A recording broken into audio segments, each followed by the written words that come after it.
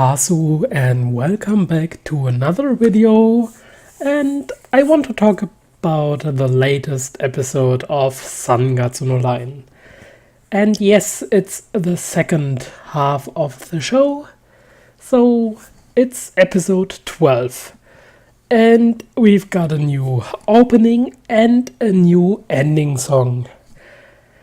While the opening scenes are pretty damn good and also very cute, the opening song itself, well, it is a catchy song, but it doesn't really fit.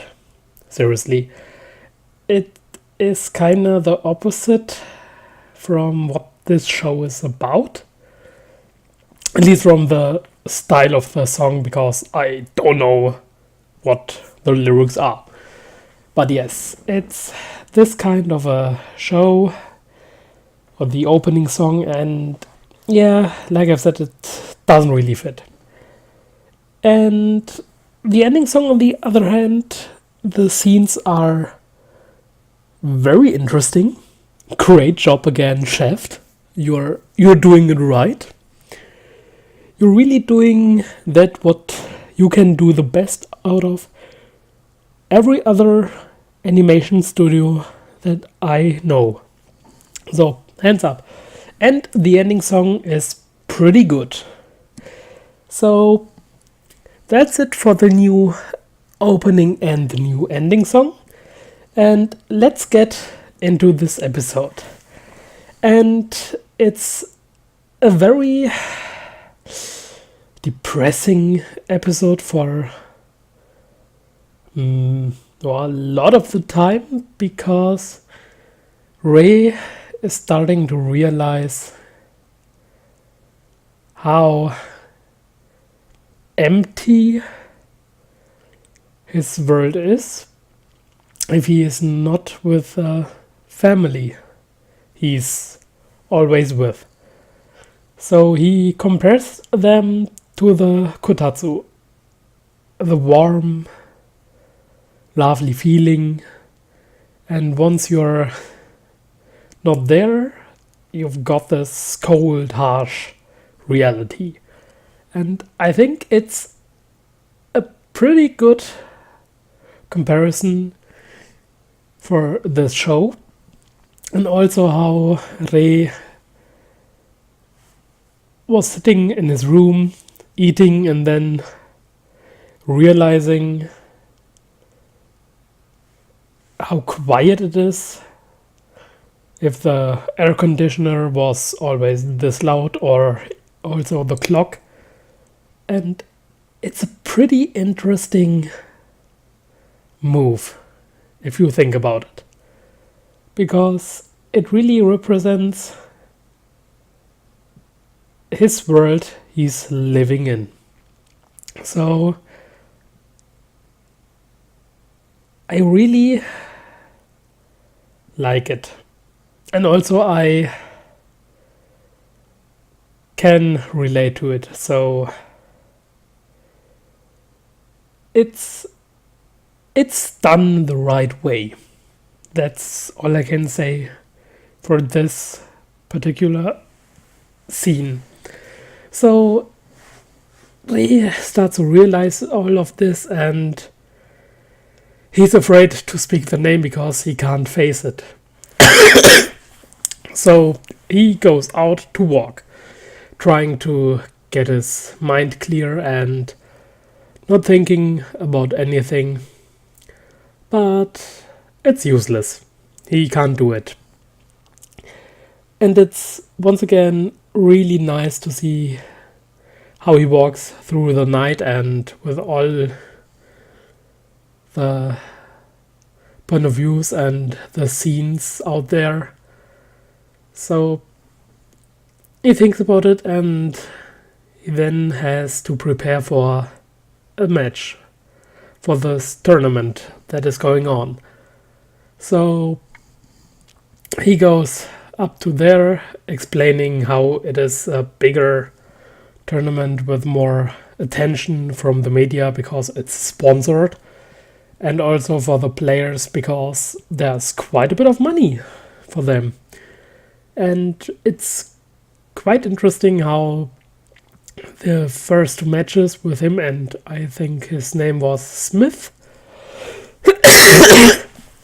is going on. So you have Smith playing against that scary looking dude who is quite blunt, but more to that later on.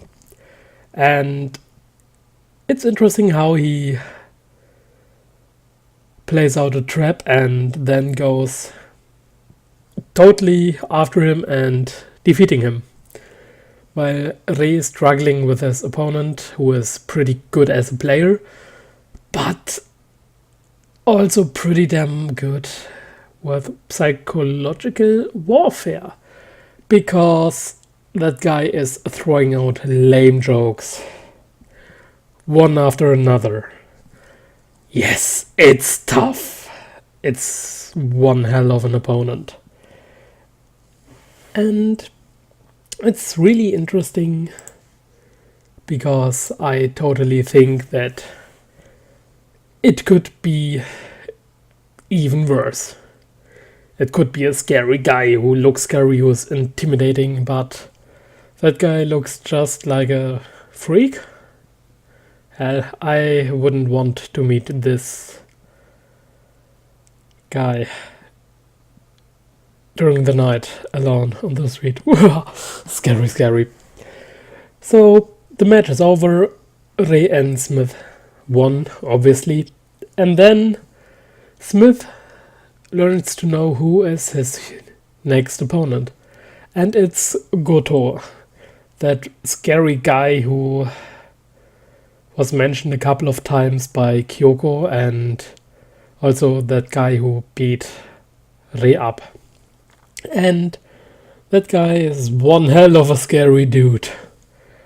He's messed up in more than one way.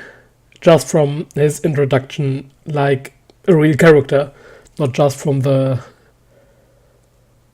backflash scenes. So it's kinda scary to see them, and I have to say that Smith has no chance to win against him because this guy is, well, an antagonist, and it's something that Rey has to overcome for whatever reason, to grow as a person, as a shogi player. Hell, I don't know. So, yeah. Sorry for you, Smith, but give up. It's useless. And it's also kinda crazy how he was provoking Rey with some lines about Kyoko, and Rey was triggered. So I was like, well, strange relationship between Rey and Kyoko, but he still can't stand it if someone is talking about her like this. And that guy was calling her a stalker. So it's quite strange. So I really wonder what is going on between Goto and Kyoko. It's really, really crazy. But on the other hand, I wonder why this is a match that Rey has to do. Well, in this tournament, it's, yeah, it feels a bit forced, but that's basically my only complaint about it. And talking about Smith, the one he played against in the first round, that dude is quite blunt because the master of the shogi hall was coming back with a ton of fish, and he was like, well, take some fish with ya, guys. And he was like, forget the fish, find me a woman who can fillet it. And I was like, whoa, dude, that's direct, that's straight up.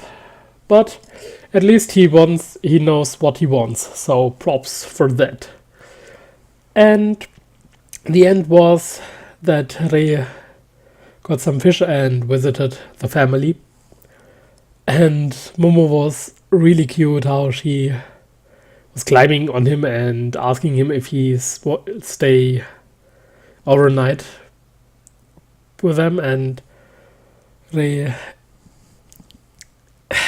didn't do it because he wants to prepare for the match. And Momo was one hell of a cute girl when she was like, what? Why? So it's really lovely to see how much she likes him.